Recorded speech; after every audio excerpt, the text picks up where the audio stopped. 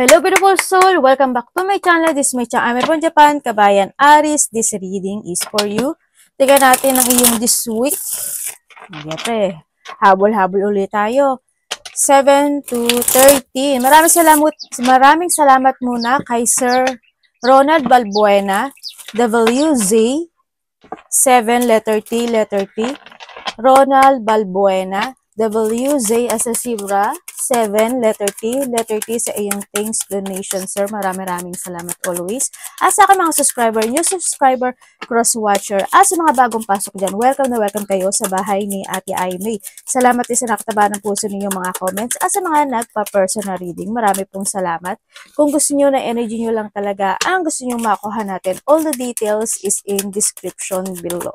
General reading ito, Aris, general reading. Kunin mo lang ang sayo at itapon ang hindi naman sayo. Maaring vice versa. Energy mo, energy ng person mo, energy ng malapit sa puso mo, nangyayari, or mangyayari pala. Use your own intuition, lawakan nyo ang inyong isipan. Ano man ang gender mo, ano man ang edad mo. Wala sa baraha ang kapalaran ng tao, kayo pa rin ang magdidesisyon bandang huli nito. Pag hindi nyo energy, wag nyong ipilit. Dahil hindi ka nag-iisang energy sa mundong ito, lawakan yung isipan nyo ha. Kung gusto nyo na positive reading lang, ang gusto nyo marinig, hindi itong channel na ito ang para sa inyo. Pwede na kayo lumabas. Palayas na naman si ate. Tingnan mo natin na iyong kalagayan in life. Okay, ang nakikita ko dito, napaka-very confident mo naman ngayon kasi may mga bagay o may mga sitwasyon na maaring ikaw ay may sisimulan o may mga you have an idea to pursue, maaring ganun sa iba sa inyo. May mga sitwasyon na naiisip ka to connect or yung iba sa inyo is may mga idea ka na gusto mong mag-success sa buhay mo. Nahandito rin yung sitwasyon na may mga bagay na gusto mong i-reset or may mga bagay ka na tatapusin. Pwedeng ganun sa iba sa inyo. And then, actually, may mga point ng buhay mo na medyo napapagod ka na rin, Kasi parang ang gulo. Parang napapagod ka na kasi ang gulo. Bakit ganyan? Ba't ganun? Kumbaga, may mga bagay din siguro na kinakailangan mo na rin na i-let go kung hanggat maaari. If you want lang naman, Kasi dito sa sitwasyon mo, medyo mabagal ang lahat.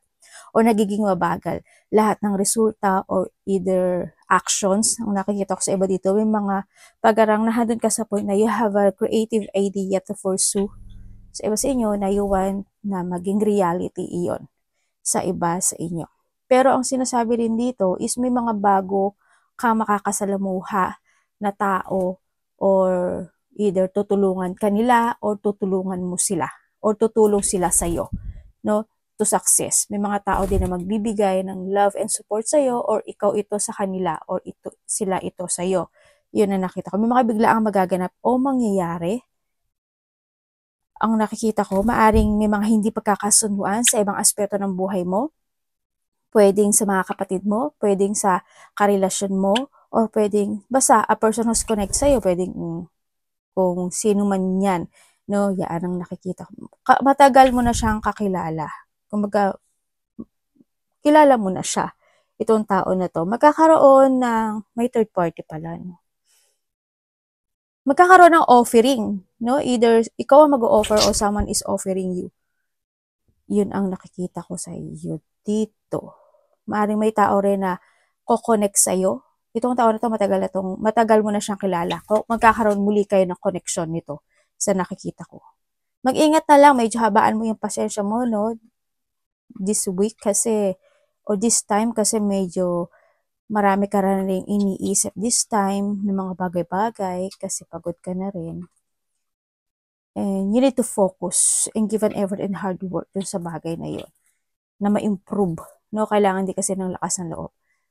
Iba sa inyo, maybe you are thinking about something traveling or matagal ka nang nagkakaroon ng balak to travel. Malayo man o malapit to.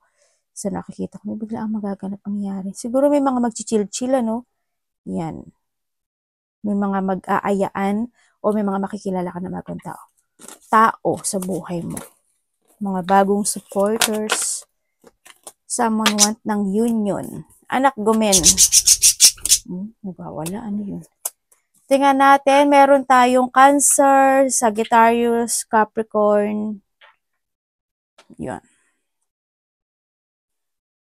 Maaring yung iba sa inyo is ang workplace mo is sa bahay, no? O kaya is mas komportable ka talaga sa bahay. Yan, magkakaroon, may matanda ako nakikita dito. Hindi ko alam kung sino yung matanda na to. Pwedeng karelasyon, pwedeng a part of the family na handun yung loyalty no, ang nakikita ko. Or maybe ikaw ito, diba? Handun yung loyalty mo with someone. Or ito matanda nito, handun yung loyalty niya sa'yo. Yun, ang nakikita ko sa inyo. May mga bagay ako na nakikita sa iyo na magkakaroon ka ng quarrel o quarrent or pakipag-usap sa babae, sa isang babae. Or maybe you are thinking, no? Maybe you are thinking about to communicate, ganyan. Or kung ano man or maaring itong tao na to is, ito yung tao sa nakaraan mo. Pwedeng iba sa inyo, no? Or pwede ito is a family member sa iba or karelasyon. May mga trustworthy person or there's an allies or there's a friendship ako na nakita baka handun din yung point na may mga bagay ka na gustong to connect. Siguro hindi yung union, ano? Para magkakaroon ng union sa mga tao o want ng union. Magkakaroon ng union sa mga taong malapit sa iyo. May mga papuri, may mga kasiyahan na magaganap. And then also is may sinasabi na business, finances, and negosyo. Yan, may mga bagay kasi na kailangan mo dong maintindihan or nahandin yung understanding mo, or handin yung alam mo paano mo palalaguin yung kaperahan mo. You have an idea. Maaari mo, you have an idea and you need to pursue yung bagay na yun. Yun ang sabi dito. Also, there's a gain of wealth and abundance is coming din sa nakikita ko dito. Pwede rin na may hihingi ng tulong sa iyo related to money or ikaw ang hihingi nito. Tingnan natin ang energy mo. May mga alaga kayong isda, aso, pusa, or something animals. Pwede rin may ibon sa iba.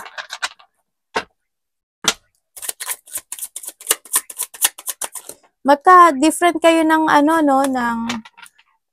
separate kayo, ba to? Yung iba dito malayo yung agwat ng age ng relationship mo, no? Sa isang tao. Energy ni Aries.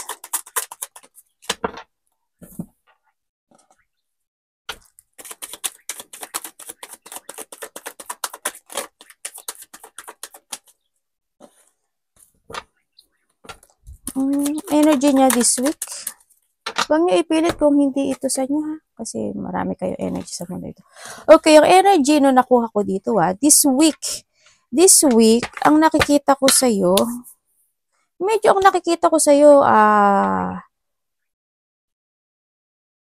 may sitwasyon na medyo may stagnant ka this week.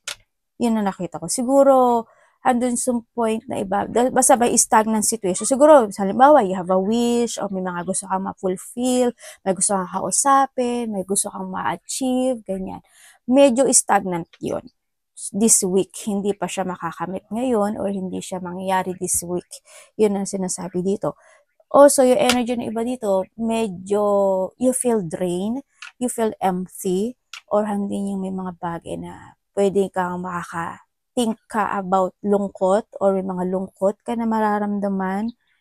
Yun, may mga sitwasyon ako na parang handun yung point na gusto mong isaayos or gusto mong i-recover or handun yung sitwasyon na this week or may mga bagay ka nagugustuhin na, halimbawa, kukumpunihin mo, ayusin mo, gagawin mo, ganyan. O kaya you're fooling yourself in a situation to resolve, maaaring ganun, or handin yung situation na may mga bagay ka na gusto mong babaguhin. Yun na nakikita ko sa'yo dito this week. Sa iba sa inyo, ganun. Ako nakikita sa'yo. meron ditong ano, no, may sitwasyon ka rin na hindi pa totally nagko-closure. Ganyan. Hindi pa totally either resolving or hindi pa talaga siya totally nagko-close. Ganyan. Wala pang katapusan. Wala pang katapusan. Sana hindi nyo energy yan. Yan nakikita ko sa iba sa inyo. Yan. Mag-ingat ka na lang din, ano, when it comes to emotion, medyo may lungkot kasi ako nakikita sa iyo. Eh. May mga unfulfillment situation, ganyan. May mga pag-isolate or frustration akong nakikita sa iyo. Feeling empty situation. Tingnan natin ang parating sa iyo.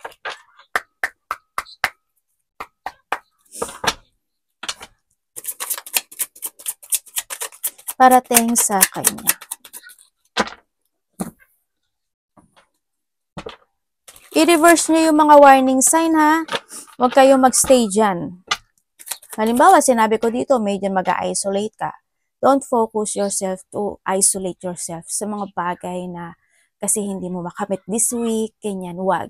Ibig sabihin, there's a progressing. No, iisipin mo palagi yon. Ibig sabihin, I need ko pang i-push forward, need ko pang i-kembot to, need ko pa na bigyan pa ng more on effort, kailangan ko munang planuhin and then make it effort and hard work. Yung mga ganun. Hindi yung iisipin niya, ang negative naman nung ano ni ate. Parang sinasabi kasi dito na i-reverse mo siya. Ganun na pag-ano ng reading, ha.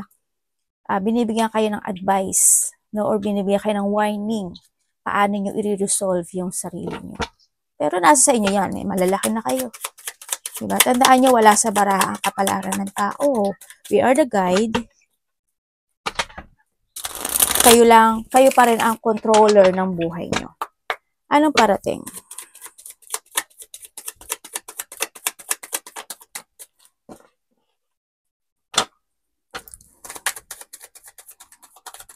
Okay.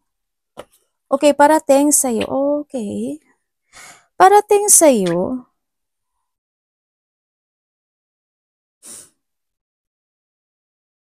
Merong babae, ikaw ito or someone into your life, maybe your friend, asawa mo, magulang mo, kapatid mo, karelasyon mo, no? O kasamahan sa trabaho.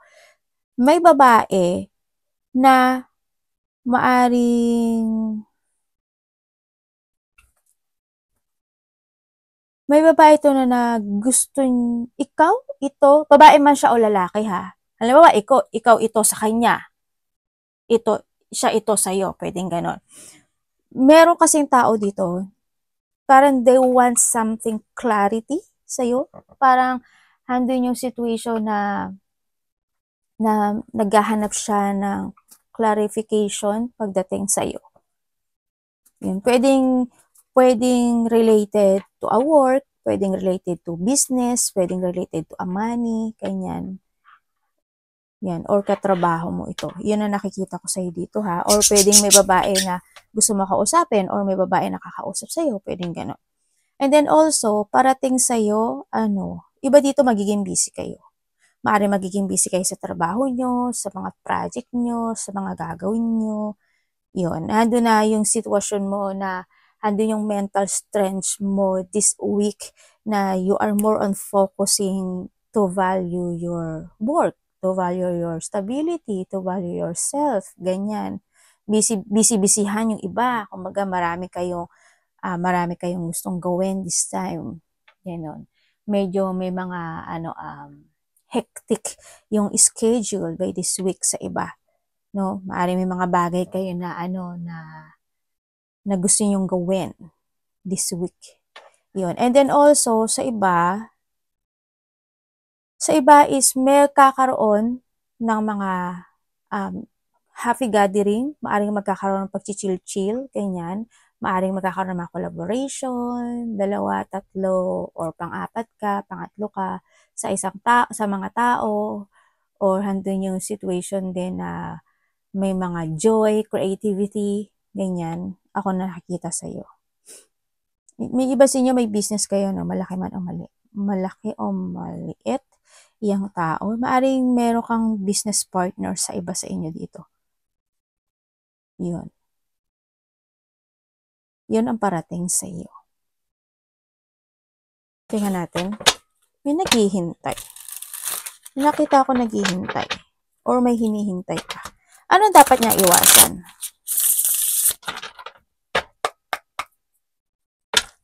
So, iba sa inyo, maaring makaka-receive kayo ng ng money sa isang babae. Ganyan. Or ikaw ito, magbibigay sa kanya. Anong dapat iwasan ni Aries?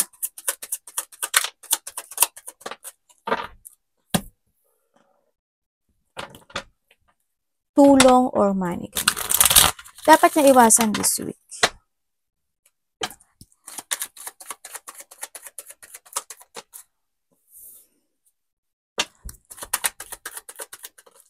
Okay.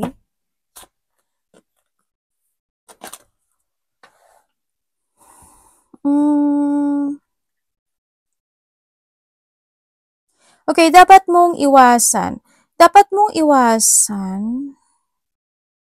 Iwasan mo yung, syempre, yung hindi mo makita yung katotohanan ng bawat sitwasyon mo sa buhay. No? Ano ba yung totoo, ano ba yung tama, at ano ba yung mali. Yan. Iwasan mo yung mga conflict or umiwas ka sa mga tao na ang hanap conflict. Iwasan mo yung magkaroon ka ng mga disagreement or mismo ikaw is hindi ka or magkakaroon ka ng mga pagtutol. Sabi ko nga, di ba, you need to see the fact before kang tumutol, before ka magsalita, before kang gumawa, before ka mag-action, or before ka mag-move or decision making. Ganun ano. And then iwasan mo is yung mga bagay na yung pagiging mataas ang ego, ganyan. Or kung hindi man ikaw ito, siguro yung mga tao na matataas yung ego. No, iwasan mo yon. Iwasan mo, and vice versa tayo, iwasan mo hindi ka makapag-focus sa mga bagay na gusto mafokusan. And syempre, may mga bagay na need to avoid, no? In a good way. Syempre, mayroon dito rin yung sitwasyon na kung may mga unfinished business or meron kang manifestation or you have a desire in life, this is the time to start, no, to achieve or to fulfill yung bagay na yon. Iwasan mo yung mga tension o yung mga yung ma-misalignment ka sa mga bagay sa buhay mo. Yun, iwasan mo bumuwag. Tama ba ako sa Tagal? Iwasan mo yung bumuwag ng isang rule sa buhay mo. Halimbawa, yung rules mo sa buhay mo is to focus to achieve something into your life. Pero, papasok ka sa isang sitwasyon na magiging distraction mo doon. Medyo iwasan mo. Pag-isipan mo maigi, yung makakagood or hindi, no? Iwasan mo rin yung maging matigas ang ulo, matigas ang puso, maghari-harian, or mag-entitle, or maging malupit, no? Sa lahat, pwede sa sarili mo, sa ibang tao, sa kung sino man yan, no? O kung saan man yan. Or, hindi man ikaw ito, or yung mga taong ganon. No? Hanggat maaari, iwasan mo na lang. Kung may mga bagay na unfinished business, ayusin mo na ngayon, gawin mo na ngayon, kasi it's 2026 is coming, no? This month na lang, kung may mga papers, documents, or may mga sitwasyon na kailangang gusot, na kailangang ayusin, gawin, tapusin yung mga dapat tapusin, i-alignment yung mga dapat i-alignment, mga ganon. And also, don't compete yourself, Ibig sabihin, huwag ka nang makipagkompetensya or huwag ka na makapagtalo or umiwas ka sa mga tao na mahilig makipagtalo. Ganyan. You need to be quiet na lang din siguro, if ever, para hindi na rin mas malalong maging malaki yung pangyayari. Iwasan mo rin yung mga maling sitwasyon, no? O yung mga taong, yung paulit-ulit na pagkakamali, iwasan mo na lang yun. If ever na meron. O yung mga taong nagkakamali sa'yo, yan. And then, kasi may nakita ako na dito sa dalawa ha. Hindi ko alam kung ikaw, di ba sabi ko kanina may matanda ako nakikita or hindi man matanda yung maybe this is you or someone who's connected sa'yo, meron ako nakitang hospitalization. Pwede siyang nagpapa-rehab, nagpapa-doktor, nagpapa-maintenance, o magpapa-doktor, parang gano'n. And meron din ako nakikita na taong nagiging tanga or magiging tanga o ginagawang tanga, parang gano'n. Yun ang nakikita ko. Love, kapatid, anak, magulang, karelasyon, kaibigan, pamilya. Aris.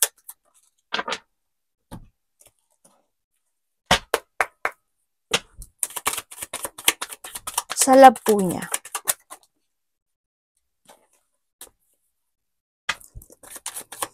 Sa iba dito, ay may ano rin pala. Okay. Sa iba dito, ay ang dami naman uniform. Tinabadbog pa sa si ate. Okay, sa iba sa inyo, maaring ito, it is related sa family. Yan, sa iba sa inyo ha. Okay, when it comes sa love, kung kayo is single, this week, kung kayo is single this week, sa bagong pagtahak ng iyong buhay, sa pagbabagong ito, meron kang makikila, isa, dalawang tao na may lihim na pagmamahal sa iyo or may secret love sa iyo. No? Maaring ikaw, you have a knowledge na rin dito sa tao na to, sa iba sa inyo, sa iba naman to is makikilala nyo pa lang siya. Pero ang nakikita ko kasi dito, isa o dalawa kasi siya, no? Pero may taong may lihim na pagtingin sa'yo. And then, ang nakikita ko rin dito is maaring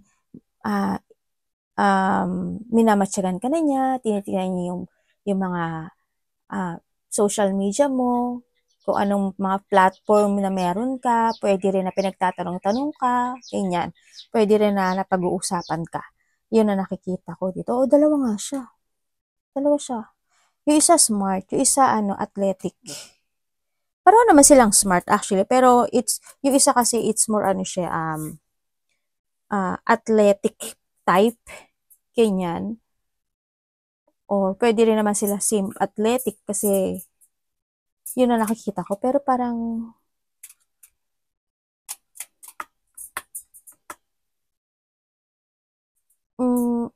parang hindi mo sila gusto Parang hindi ko alam kung papansinin mo sila o hindi. Parang hindi ka kasi nakatingin doon.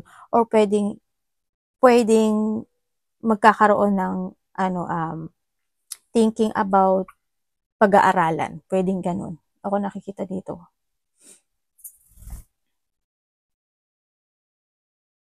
Okay, sa mga single yun ha. Pero may dalawang parating sa'yo. And then also, or maybe this is you, di ba? Pwedeng ikaw rin ito, nagkakaroon ka ng interest sa dalawang tao o sa isang tao. Ganyan.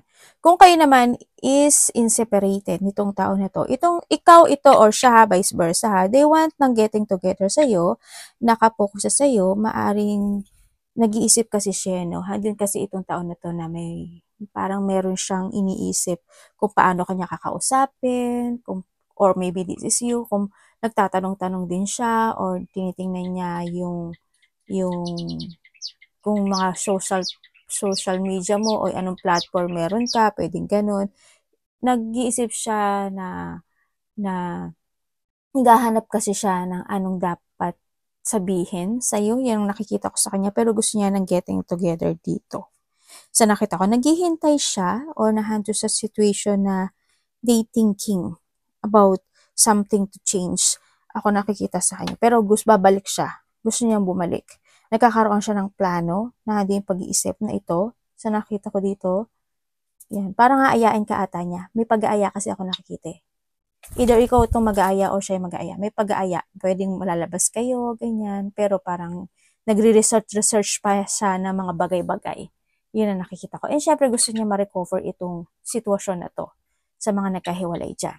Kung kayo naman is in relationship nitong tao na to, kung kayo is in relationship, maaaring magkakaroon ng mga parties, events, surprises.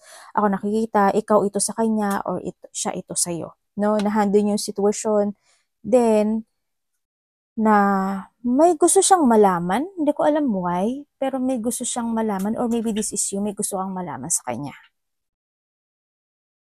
Sa iba naman sa inyo, if there is a third party, itong tao na to ay naghihintay sa'yo or ikaw ang naghihintay. There's an offering or may marireceive ka sa kanya or ikaw ito sa kanya. Yun ang nakikita ko. Sa iba dito, may kausap, may lihim siyang kinakausap, or maybe this is you. Vice versa tayo, hindi ko pinanggit ang iyong pangalan dito. Kasi may ibang tao ako nakikita sa iba. Your money.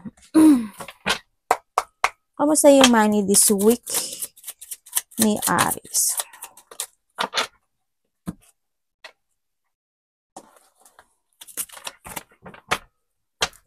Ay, sorry. Money po niya. Okay. Okay, your money this week. Andito ka. The 5. Okay. Yung money mo this week, magiging maganda siya kasi magkakaroon, there's an abundance coming. May mga sitwasyon na ikakagulat mo na hindi mo expectin na mangyayari yun pagdating sa money. Ate, maganda ba? Yes, maganda siya. Maganda naman siya sa nakita ko dito. Magkakaroon, sa iba sa inyo there's a possibility na magkakaroon na ng recovery, ganyan, magkakaroon na increase, may mga materials sa happiness situation, siguro may mga ginawa kayo in the past, and then this time, magiging maganda siya, pwedeng ganun. Lalo na kung may mga overtime, di ba? O kaya may mga bonuses, ganyan. And then also, yan, abundance and happiness and feeling enjoy and feeling positivity this week, yung pera mo dito. And also, expect and unexpected din ako na nakikita sa'yo na maaring may taong nag-iisip na maaring hihingi siya ng tulong sa'yo pagdating sa pera or ikaw ito, siya ito sa'yo. Tutulungan ka niya when it comes to recover something in life pagdating sa pera. Or ikaw ito sa kanya, ha? Yan nakikita ko dito. Tingnan natin ang iyong advice. Anak, anak, huwag ka sa ulo. Diba? Kailangan talaga na nagkakaroon talaga ng interruption pagdating sa mga anak ko. Okay.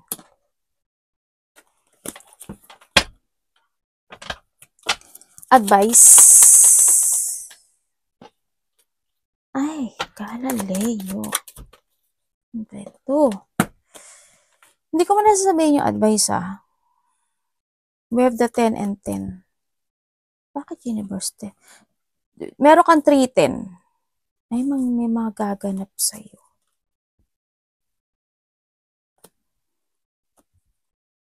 Merong magaganap sa'yo na ikagugulat, ikabibigla, ikakashock, or as in hindi ito aasahan.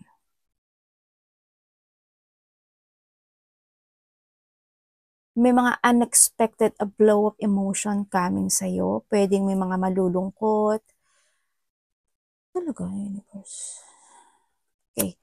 May mga malulungkot or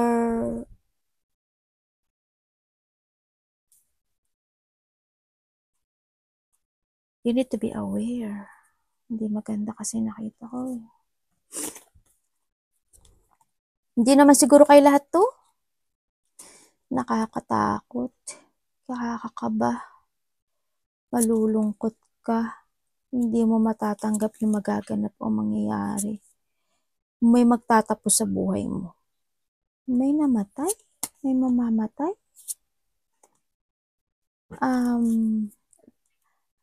There's a loss situation. Ako na nakita. Hindi ko alam in what way yung loss. Siguro yung namatay na nakita ko siguro this the past. Pwedeng may kakilala ka na mawawala. Pwedeng pet mo iyon.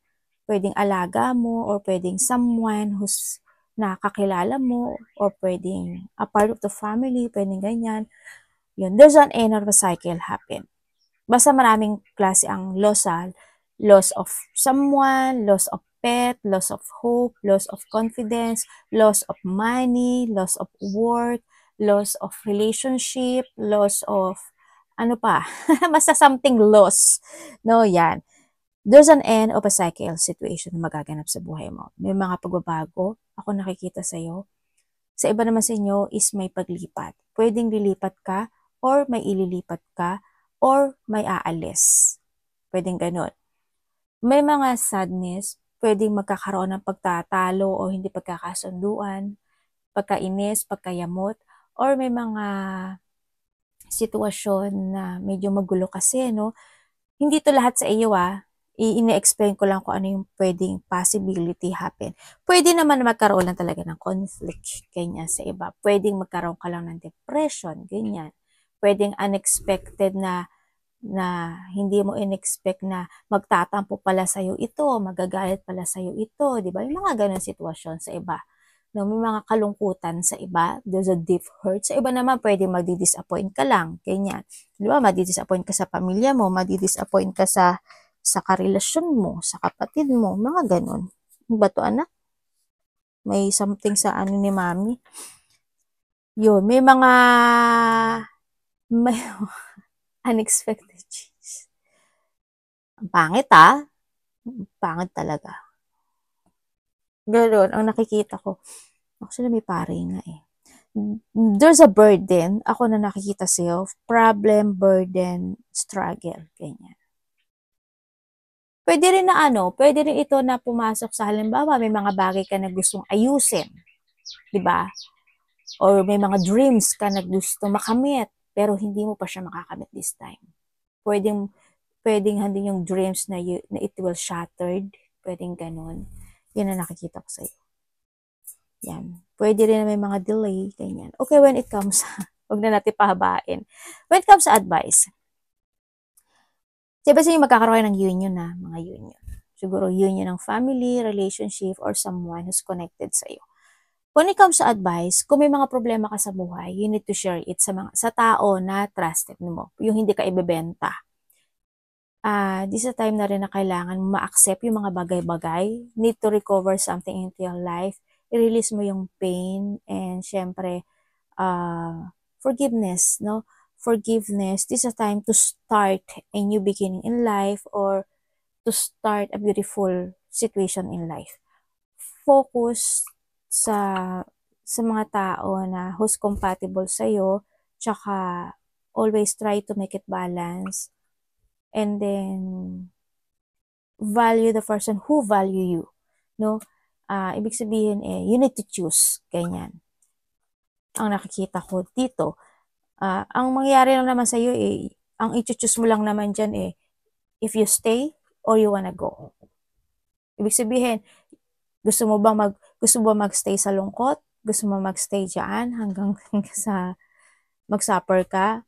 Or gusto mo decision making to start new? Na andun ka lang sa point na yun. Ikaw naman yung mag-choose ng path mo dito No, yun ang sinasabi. Dito, you need to enter to a new situations in life. Yun ang sinasabi. May mga bagay na need tapusin. Ang nakikita ko dito, yung mga delay siguro to sa iba. Ganyan. Pwede iba dito kung nalilito ka. No? Maaring halimbawa, malilito ka. Saan ba ako? Sa kaliwa ba ako? Sa kanan ba ako? Sa diretso ba ako? Pwedeng malilito lang kayo sa point na yun. No? May mga bagay na pwedeng ikalito nyo this week or this December. Arigatou namaste, God bless.